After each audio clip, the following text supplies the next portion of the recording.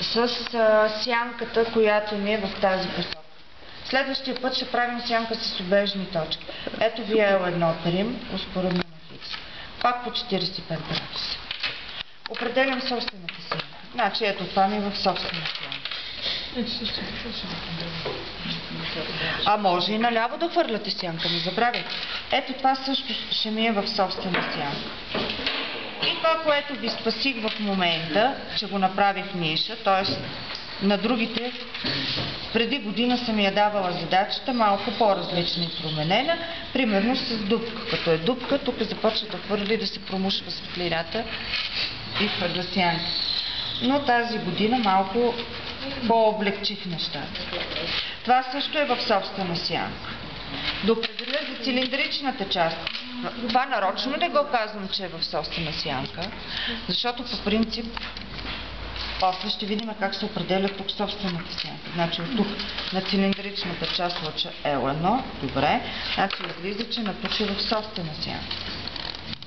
След това да видим. Това по принцип, тези стени са в сянка, тук е в сянка. Това как ли се определя на цилиндрична част сянката?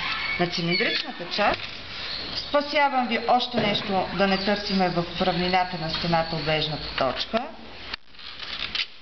Строите лъча L', свързано с тази обежна точка. Казвам, че това е в собствена сянка. Значи по правило е определяне. Това е в собствена. Нищо, че това също е неосветено. Не достига светлината. Аз исках да ви го покажа, нали, че ако беше някой друг цилиндър, както се прави, значи собствената сянка на такава цилиндрична част, като се построи допирателния лъч, границата на собствената сянка, значи пак върви, както тук върви по образователна и тук. И разбира се, когато е цилиндричната част, какво е? Дали е изпъкнал? Тук е отрязан. Щом е отрязан, то върви от вътрешната страна. Значи, ако имате един цилиндър и той ви е кух, ето, кух цилиндър, идва примерно сянката от тук. Строите лъча L1. Значи на външната част собствената сянка идва на тук. Вярно ли? До тук. А на вътрешната не е ли обратно? Значи, когато отвътре е обратно, отвънка и това е нормално, защото то се скрива. Точно от тия и тук започва от вътрешната страна. Ето това нещо да хвърля сянка, ето тук по самата стена. И което и нахвърля. Така ще бъде и тук. Но в същото време, понеже при вас какво е? Е в сянка, значи, защото е ниша и това си идва в сянка. Разбрахте ли защо ви го обясних това нещо? За да имате в предвид, че ако имате изпъкнал такъв цилиндър. От тук започвам да проследя граница. Штрак, штрак, штрак. Добре. Тук е ясно за цилиндричната част. Тук идва. Тук върви после по този ръб. После върви по този ръб, който е отзад. И започвам. Значи, какво ще започна? Ще почна с това чудо. Тук. Точката А хвърля сянка на земята. Ето е точката 2. После точката 3. Да видя точката 2, ето и е проекцията. От тук строя лъча L1. Като за сега ще хвърлям сянка и ще елиминирам това нещо и после ще видя как ще се прекачва нагоре.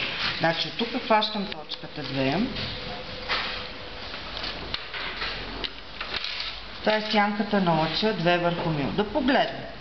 Имайки в предвид А и 2, целия ръб, хоп, идва до тук и излиза, тук ще го направя нарочно за сега с пунктир, че се качи върху повърхнината. Значи ъгъла го бях дала малко по-определен. Нещо не ми харесва тук цялото това нещо, защото тук трябваше да се получи. Пробвайте го с CP70 вкъщи. Тогава тези обежни точки ще се... Да, и ще дойде малко по-на така обекта наистина. За да дойде по-хубаво. Нарочно го правя с пунктир, защото после ще видя тази цилиндрична част как хвърля сянка. Но е ясно, че като дойде до тук, явно след това част от него ще почне да се качва по самото стъпало. 2, 3. Да видя точката 3. 3. При сечението с тази равнина 3 се проектира ето тук на земята. Аз виждам, че вие горе сте го засекли, което е правилно. Но ето е проекцията на точката. От тук, като я хвана точката 3, да я открия нейната сянка, ето я, Строя вече лъча L'. И искам да предупредя на изпит на контролно нищо не се трие. Ето е сянката на точката 3 върху ми. Пак ще го направя с пунктир. После ще видя как ще отида граница. Защото ще проследа пък и тази сянка. Тази точка остава на място. Следващата точка слагам 4. Следващата ще я сложа 5.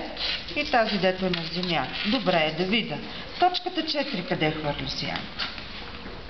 Дали нещо няма да се качи. То е ясно, че нещо ще се качи върху тази наклонена стена, но да го видим.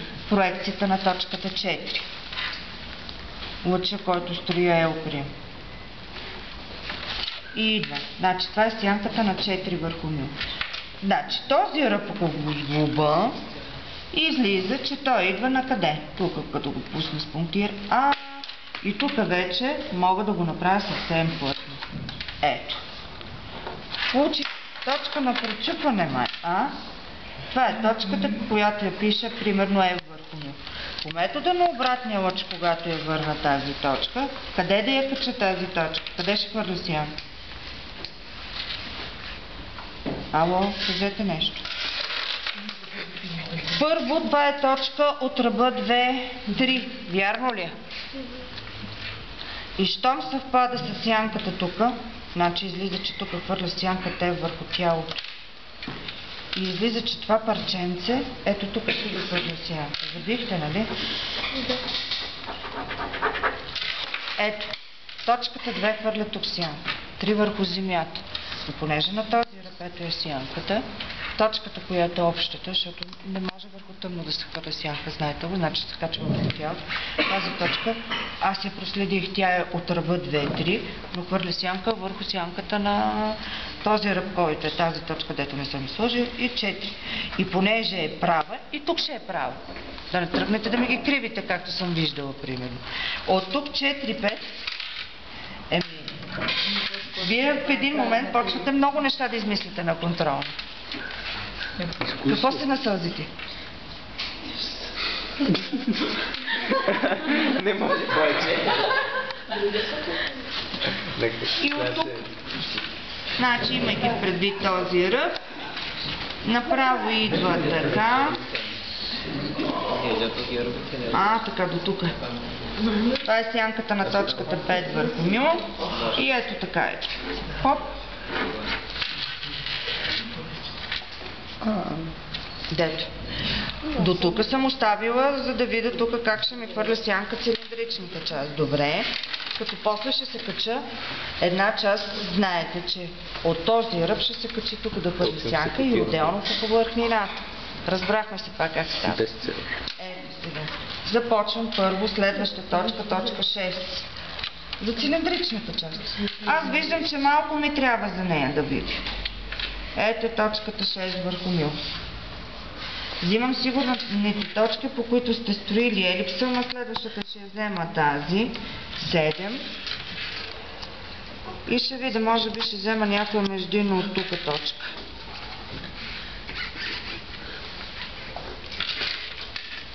То не било толкова просто, а? Така ли? Ма то е логически, като помислите, е така.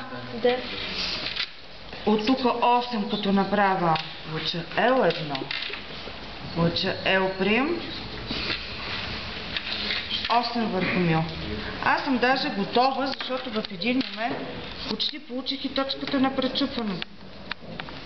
Ето сянката как идва. Значи тук си, ето я правата, дето идва. Ето ми е точката на пречупване. Коя е тази точка? Ето я. Те върху мю. Само че аз се изхитрям да правя следното нещо. Как да видя сянката правилно на този ръб?